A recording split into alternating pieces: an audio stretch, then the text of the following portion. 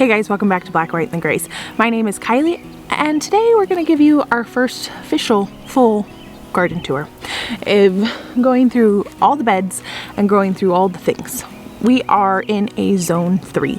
When most people think of Oregon, they think of Portland, Salem, Eugene, even the Oregon coast. But we're actually in central Oregon, and it is a high desert climate, so it gets pretty warm. We get a lot of snow typically. It cools off at night pretty good, which is really beneficial because most of the people in this area do not have central air.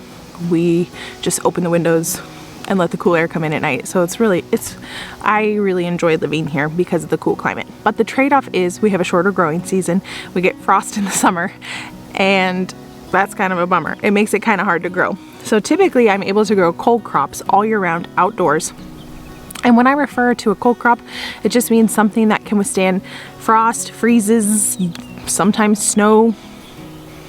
But not all of them can handle snow, but frost and freezes, and perfectly fine. Whereas something that is not frost tolerant cannot, like a tomato or a squash or a cucumber, they can't handle frost as well as a cold crop. But the problem is we're having record-breaking heat right now, and it has been just miserable. We have gotten into the hundreds. Today was the coolest day of the week, and it was 92 degrees, and that was a cool day. Our average temperature in the summer is typically in the 80s, and it's been in the hundreds. So it's been a scorcher, and it's been miserable, and we've all been miserable since we don't have central air. We got some window units, so that's been helping, but it's been pretty bad. But tonight I want to take you around. I got my harvest basket. I saw some wildflowers that are ready. I could make a small bouquet. And we have some garlic scapes and some lettuces, except I forgot my knife, but I do have my clippers. And I thought we'd just give you an update on kind of how everything's doing. We have a lot of hits and a lot of misses, which is pretty on par for being a market gardener. This is my second year, and it's been pretty difficult. There's a lot of things to learn, and I'm learning them most of the time the hard way, which isn't the greatest, but what can you do? So let's go and tour this garden. The garden I'm in is what we call the market garden. It is a 14,000 square foot space. We have approximately 30 beds, 29 beds, 28 beds, I don't remember. We're putting in 3 more eventually as we need them. Right now we just need to manage the beds we have ready well. So here to my left we have garlic. It's doing amazing. Now this is we have so many. I harvested garlic scapes, and I did a video about that the other day, and we have so many more garlic scapes. Like they're just everywhere in here. A garlic scape is your garlic. It's only on the hardneck variety, and it's your garlic going to flower, which if you let it go to flower, you get a smaller garlic clove, which I don't want. I want a big, fat, juicy garlic clove. This garlic is not for market this year. This is solely for us to last us a year and to use as seed again this fall. Once we get enough seed built up and have enough supply for our own garlic usages for a year, then we can start to market our own garlic. So let me pick some garlic.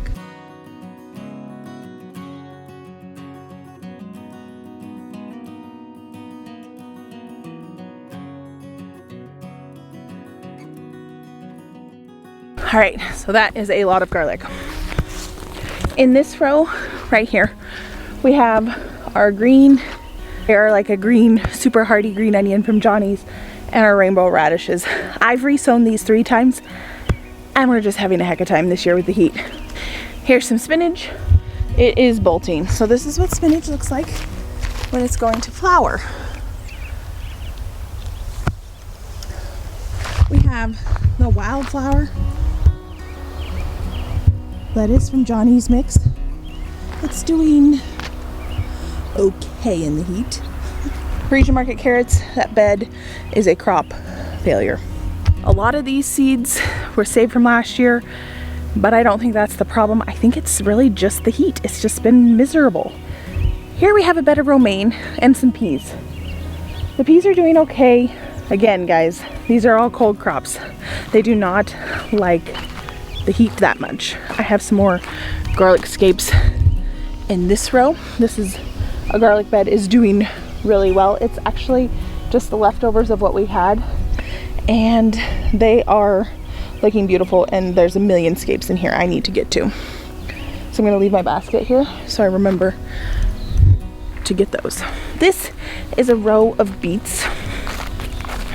Oh, right here I had kale planted, and I'm not sure, so I did romaine lettuce heads over there, peas in the middle, and then kale. And I have a couple sprigs coming in right here and here. The varieties I did this year solely in this garden were winter boar and red boar, and both have failed miserably in this garden. And that was pre-heat too. In this bed, I'm just gonna give you a peek. We have beets. They're doing okay. I'm trying a lot of new varieties this year that have been recommended. These are the red ace beets from Johnny's. It could just be the weather. I have a bunch more seeds that I'm gonna keep sowing just throughout the season and hopefully get a really good fall harvest. Because maybe it's just the crazy temperature, but all these crops were failing for the heat. So this whole row, I believe it's like a 65-foot row, I planted a spicy lettuce mix. So it has the wildflower mix of lettuce from Johnny's plus arugula plus mustard. I thought I'd spice things up a bit, you know what I mean? Looks like we got some bug damage over here, stuff that's not being frost covered. Let's see. Oh, we got some serious weeds too, but look at all that. We got some good, the arugula is popping. I need to get in here and weed. And get in here and harvest some arugula. Let's taste this. I'm just gonna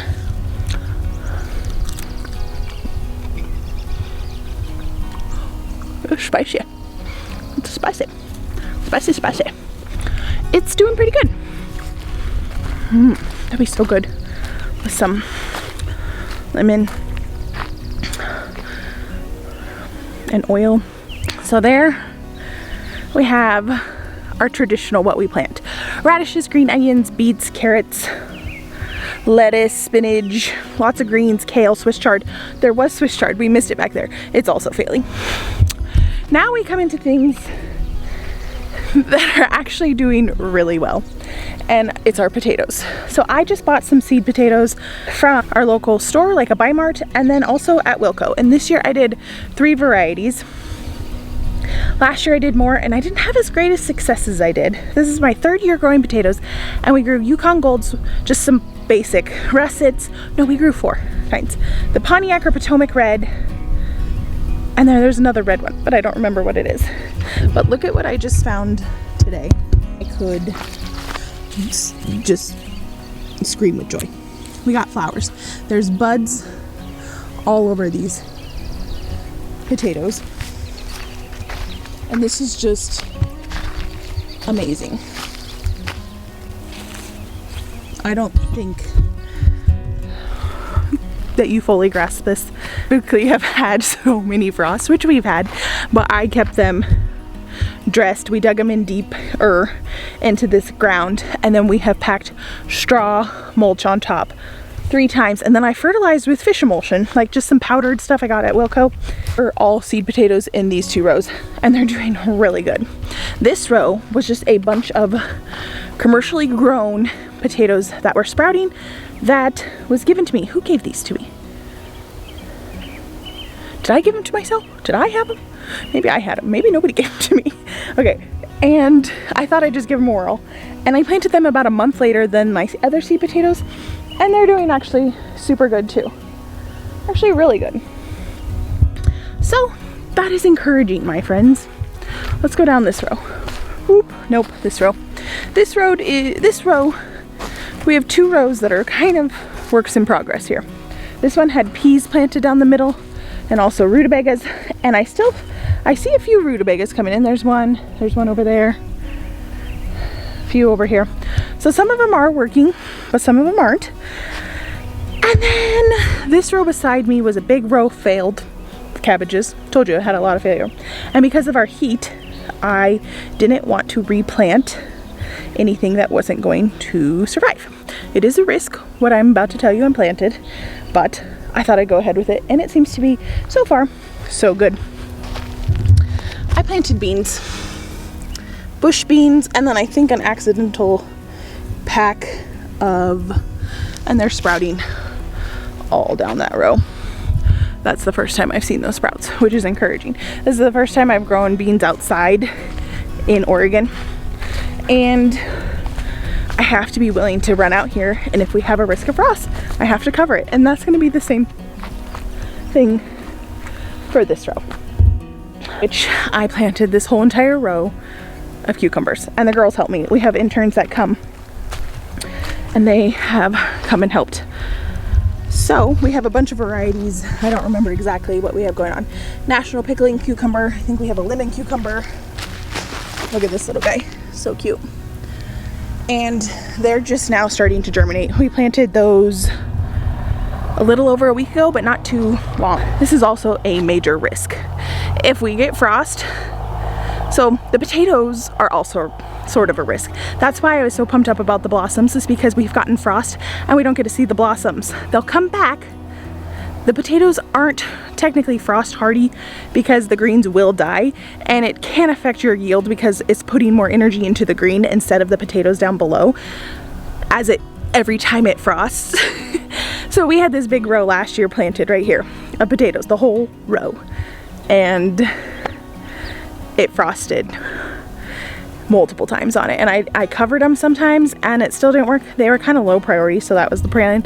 I wanted to make them a high priority because I really want the homestead to be a priority here and the market garden to be second fiddle, which is actually how things are growing, is in that order. It looks like a lot of our homestead crops, the garlic, the potatoes, the storage carrots I'm about to show you, and some onions over here I'm about to show you, all for the homestead. We don't want to be completely sustainable, but I would like to grow the vegetables we can grow good and keep them for a year. That would be ideal.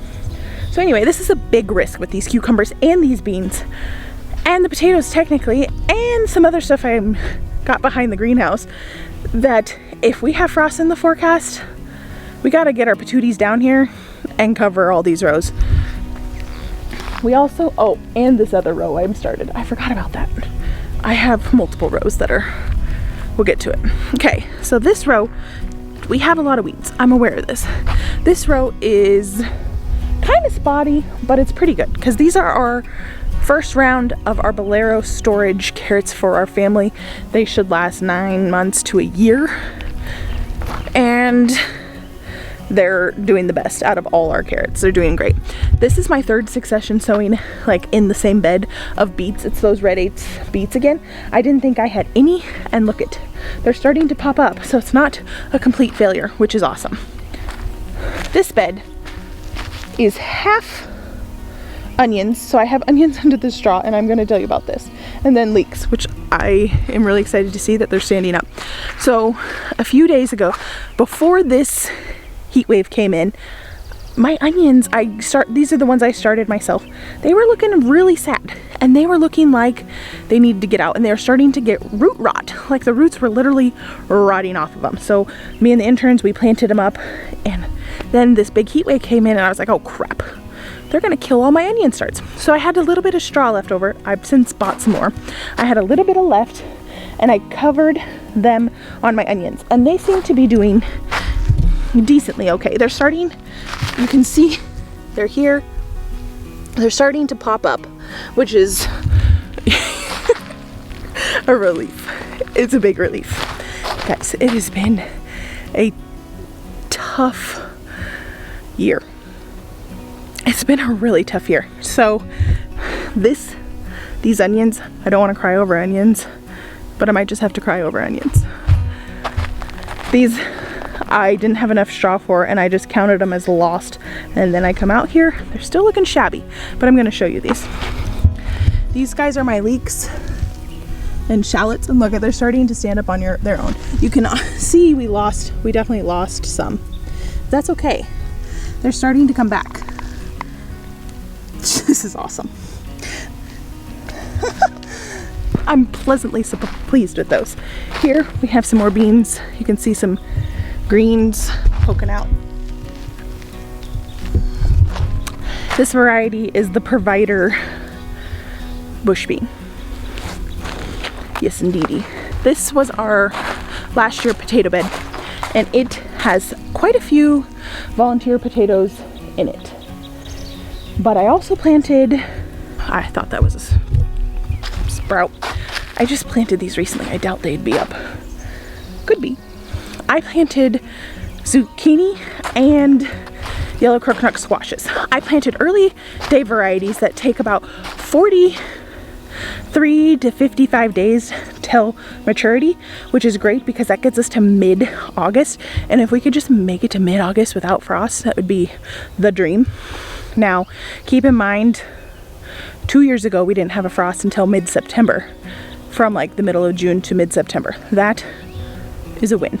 Last year though, we had like 3 or 4 frosts. June was just a lost cause. We had so many frosts. 3 or 4 frosts in July and 3 or 4 frosts and freezes in August. So this is a risk. No squash starts yet, but soon. I feel it in my bones. Well, and also germination day rate. It's just bound to happen. All right, this is the last bed in the vegetable part of the garden. This is Walla Walla onions and some sugar snack carrots. The Walla Wallas are doing awesome. I bought these as starts from Wilco. I will definitely be doing that again. And I'm looking at them, and this is what you need to know about onions. All right, do you see this? It's falling over, falling down. Okay. A bunch of them are. I've learned this the hard way. I'm gonna come in here and it's gonna be a little scary. And what I'm gonna do, I should do it with my clippers. And what I'm gonna do is just cut about 6 to 8 inches up on all of these guys. I didn't realize we were at this point, but I guess here we are.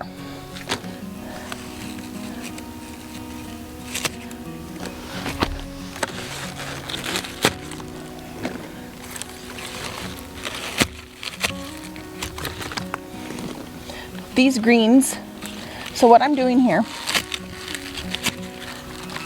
is cutting the greens so that way it puts more energy into the bulb. These greens you can use, I saw a recipe recently where somebody used these to make pesto, like a green onion type pesto. You can dehydrate them. You can dehydrate them to make like a green onion top powder and use it the same way you would use regular onion powder. There's lots of things you can do with these. You can just use them as like you would a regular green onion. All right, so I'm gonna set you up here. This crop I'm about to show you is one of my favorite things growing right now. And it is this 50-foot row, 5 feet wide by 50 feet long of pro-cut sunflowers. Doing fabulous. It's like their own little, they got all sorts of pollinators in here. I saw some ladybugs earlier, which makes me a little concerned that there's aphids, but then not so concerned because there is ladybugs, so ladybugs eat the aphids, and I'm not seeing a ton of bug damage on them. This is my first succession sowing. I don't remember when I did it, but there is a video about it. I think that was right after we did it or so. And now they're about yay high, boob height, and they're doing so good. And I would think in the next week or two we're gonna have some blooms. They're pretty short, but the way they're growing, and the way they look at, they're all facing the sun. Sunflowers. Oh, there's a little ladybug. Hello. They all are heading up. Now these are supposed to be single stem flowers, but they are all, not all, some of them are branching. So apricot is supposed to be a single stem. They are doing so well, except in this spot. We resowed them. You can see the smaller ones. That is where our frost cover came over, well, met, and it had ripped, and they either got ate by something or just couldn't handle the heat or the cold, and that's okay. But we're getting lots of buds, guys. Like, look at this guy. Gorgeous. It's about to, and we got all the colors. We have orange, we have bright reds, we have maroons, we have like dark red, yellows, whites with light interior, like inside the flower bit, whites with darkened bit. We had the lemon yellow. We got all the kinds.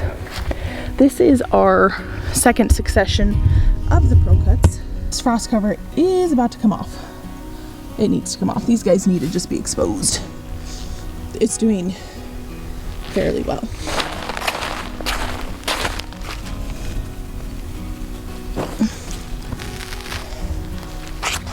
It's doing okay. Doing okay.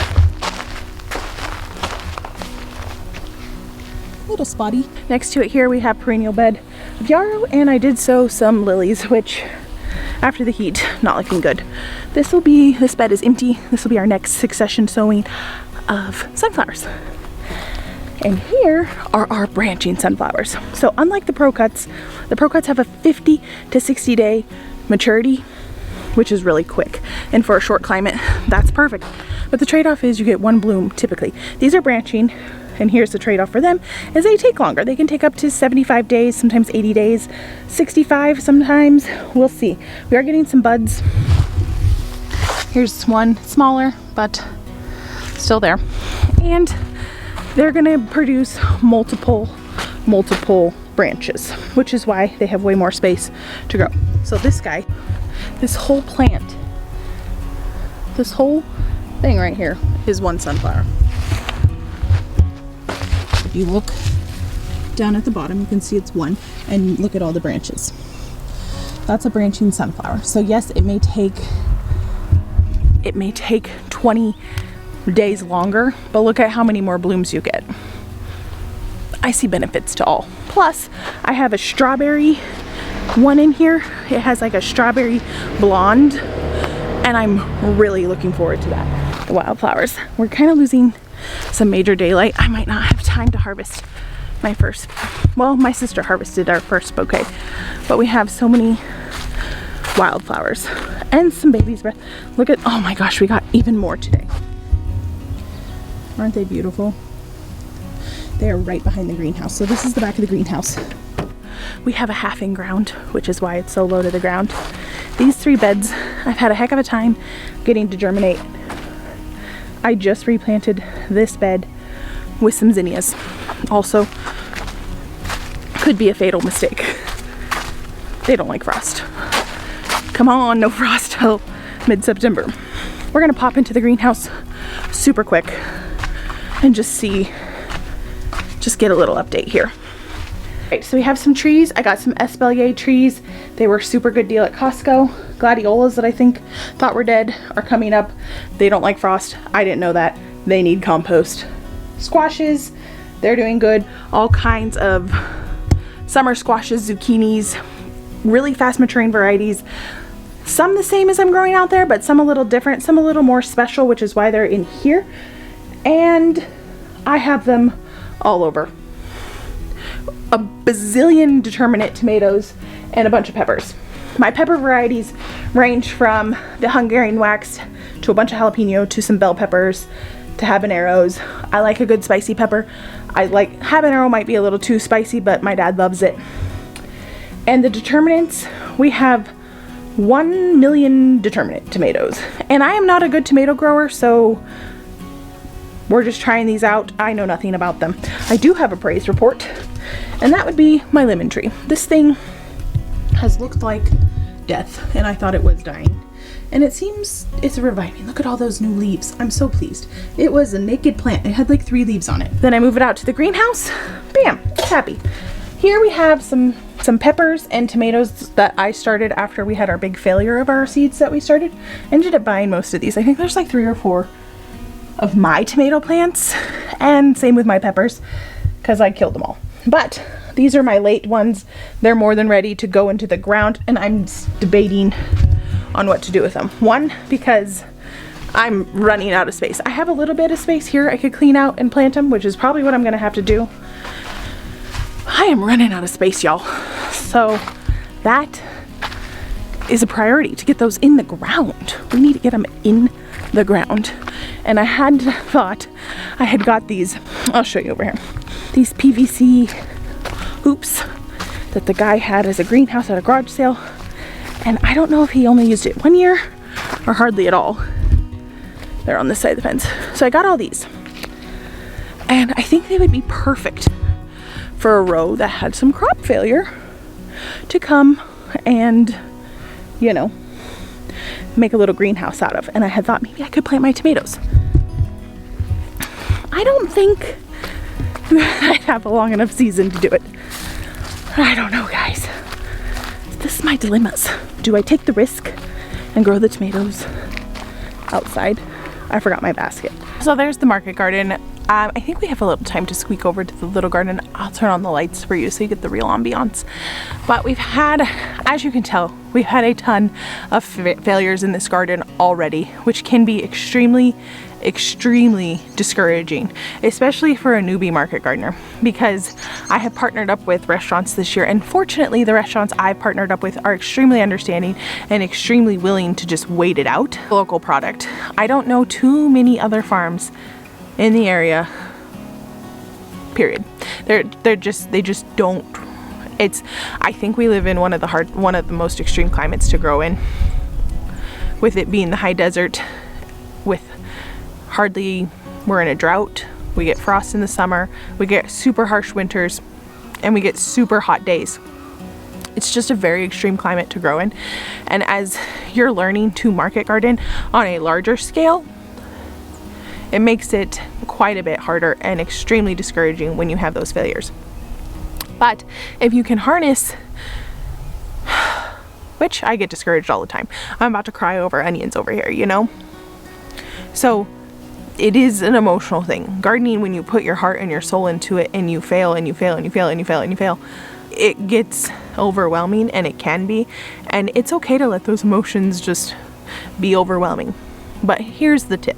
Here's the key, is not to lolly in those emotions, not to just give in to them and just quit. Because typically my personality is, if something doesn't come easy to me, I just want to quit. And gardening has been the exact opposite. It makes me more tenacious. It makes me more able to do it. I don't like being not good at something. I don't like being subpar. I want to be excellent. And I want to work hard for this dream to come true, and I want it to come true. And right now it's like it seems like I'm just hitting the wall, like hitting the wall. But one of these days, one of these years, I'm bound to hit a breakthrough. I'm bound to hit a breakthrough with this. I'm bound to excel beyond my wildest dreams, Lord willing. And with that, there is immense successes. My potatoes are flowering. My onions survived the week of hellish temperatures. My Wilco starts are doing great, and those Pro Cuts are doing so incredibly well. And my garlic is rocking it. And my lettuce is doing good too. It's feeding my family. And my storage carrots are coming up. My beets are doing great. That spicy salad mix is doing great. I'm growing freaking squash and beans outside, and they're sprouting, and cucumbers. This is insane. Like, where, like, do we live in a normal climate? No. But the fun thing is I get to experiment. I had it nailed down. I had it all nailed down. I was great at growing cold crops. I could grow all the things. Cold crop, except for cabbages. then this year it just throws a wrench in my game, and it becomes incredibly difficult for me to grow everything that I have been accustomed to growing, and puts me in a position where I have to start growing things that I am not familiar with growing all too well. And so, and also, if the weather goes back to my normal climate, I'm screwed. Or I'm gonna be out here covering all the things. Or I'm gonna really need that PVC tunnel for all the things I already planted, you know what I'm saying? You just never know what the garden season can do. It looks like we have a big storm coming in, which wouldn't surprise me with all this heat and cooling down to 92, you know? So here we are. Fortunately, we haven't had any huge fires in our area. We had one right 2 streets down from me on Sunday, but they were able to get a bunch of planes in here, and it seemed like the whole forest fire industry of Oregon came out and got it out fairly quick. It got pretty huge, but we didn't have to evacuate, and it was less than a mile away. So that's a praise report.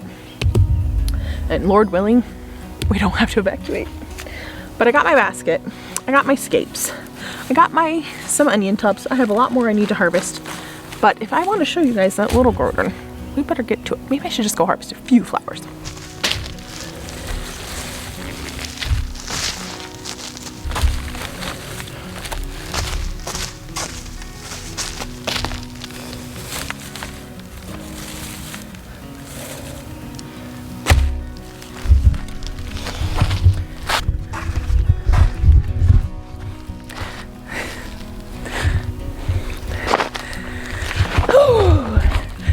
How fun, guys. These scapes are more important to me than the onion tops because I want big bulbs of onion or garlic, so I don't want these to flower. So I gotta get a few more. Look at this abundance. How glorious.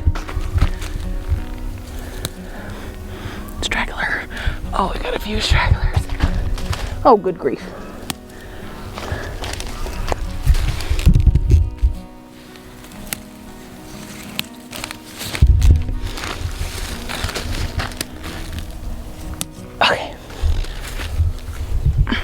Well, I'm not going to guarantee we got them all, but I think we got a lot of them. Can't forget my flannel. Have you ever come to Central Oregon? Bring a flannel. It's perfect for the cool summer nights. Off to the little garden.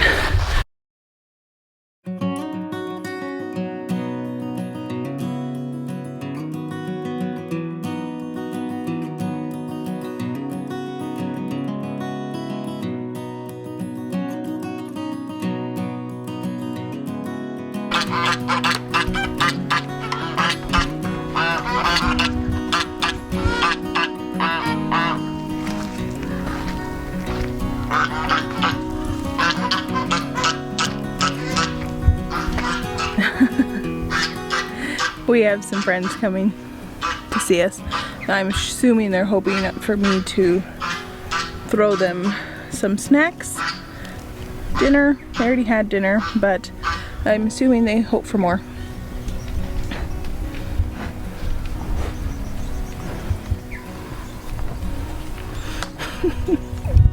Hello, everybody.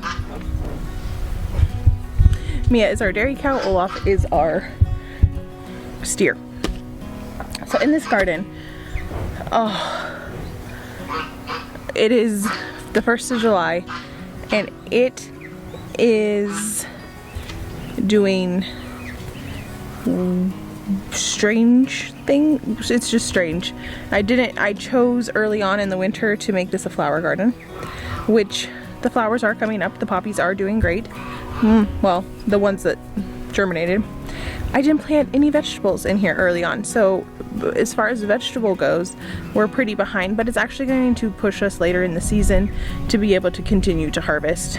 We weeded this really well last week, and it's just a constant thing. If you're a gardener, you know weeding is constant. So we're gonna get some weeds more done, but for now just enjoy what it is.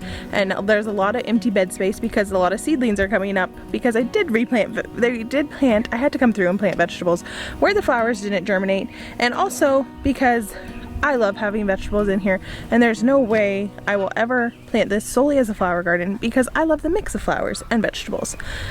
And some sunflowers have gotten, a lot have gotten ate by chickens, and that's okay. Well,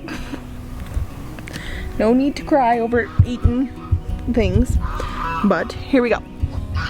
So this is arc or whatever. We got a little bit of bug damage. This is self-seeded from last year. It is edible and it's extremely hardy, but I don't necessarily love the flavor, but it's beautiful, and a lot of people use it as a cut flower. These, anything that looks like this, these are your bread seed poppies. They could be any color. I planted 75,000 in here. This I replanted as we have some 1,000 head kale coming up. The geese are very protective of their chicks. For the rest of this, I planted a bunch of kale, 1,000 head, because we have hardly any growing, and my family, my children and I, we love kale. Peas are growing up the windmill. These guys, what I planted right here, they're starting to come up. They're still babies, some of them are coming up. They're fava beans. My mom actually is getting into gardening this year, and she's discovering lots of new varieties that I'm not familiar with. But a fava bean is a broad bean, and this is the oldest English variety, and they are frost hardy. No idea. So these are going to be in my go-to gardening thing year after year. Hopefully they taste good. Surely. Raspberries are doing good. We have replanted rutabagas and lettuce over there on that end. Here we have planted turnips, and I could have this backward. That could be turnips and this could be rutabaga. Everything's just really small. Hello everybody. Primrose, flower, Olaf, it's just the whole party. The raspberries are starting to get buds for flowers. That's awesome. They're doing so good. I want them to take over this whole area. Right, guys? Right, Prim? She's like, sure. Could you move that bush a little closer to me? I'll prune it for you. Primrose is the first mammal to be born on our farm from our goat. We have more poppies all over the place, and then we also have I wanted a lot of turnips and a lot of rutabaga and a lot of kale, so that's what I'm basically growing. And look at all these volunteer sunflowers.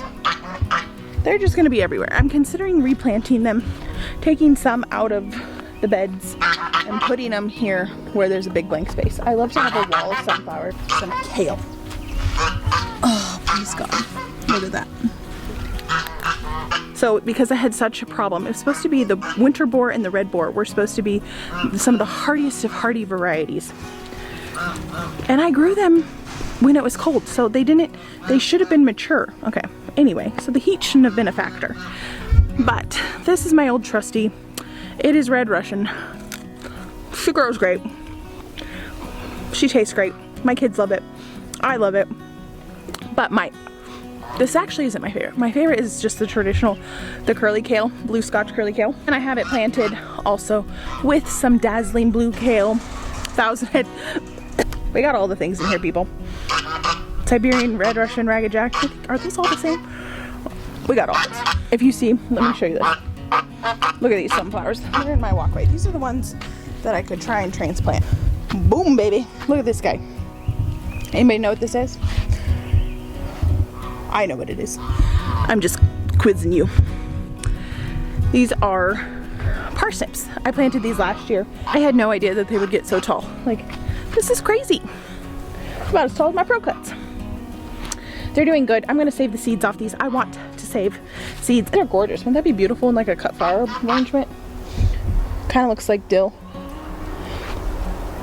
All right, 1, 2, 3, 4 plants. This whole area was planted in them. I also have a bunch of calendula coming up. Mia, darling. Mia is our dairy cow, and she is due to calve in September. I got a bunch of cilantro coming up behind me. I planted it underneath the shade tree. That was a tactical move. Well, guys, the garden feels so behind for 1st of July, but I looked on my stories, and I've told you time and time again, this garden does not hit its peak because of the shade and our zone and yada yada yada until the end of August. We have about 3 or 4 weeks where it's just jamming and gorgeous and blooming, but we're praying for that. So anyway, I will try and do these at least every other week. I have something serious I must talk to you about at this video, and it is, I don't have a catchphrase. I don't have a sign off. Sayonara. Sayonara. Ciao. See ya, suckers. I have nothing. I am boring and I am dull. Goodbye, guys. No, we're done with it. We gotta be creative, get personal. And my thing may be that I never have a thing and that I just say something new every night. And so I have one which I'm extremely embarrassed to say, and I've been trying to. We've only almost been doing YouTube for almost a year now. Has it been a year? I think it's been a year. I think it was the end of June when we started, and it's now July. So we should have a catchphrase by now, but we don't. So if you have any suggestions or anything funny that I should say at the end of my videos, put it in the comments below. Let me know. Maybe I'll use yours, and maybe it'll be something I do here and there. But tonight I'm going to use my brother-in-law's, and it's going to take a lot of courage because it is quite embarrassing and not typically something I would say in public. Totally something I would say in the environment of my own family, because I'm the jokester.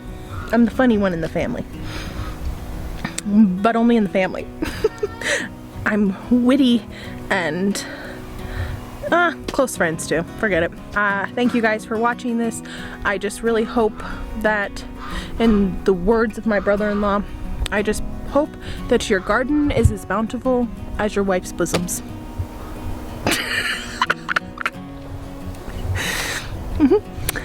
And if you don't have a wife, I'm sure you can get creative.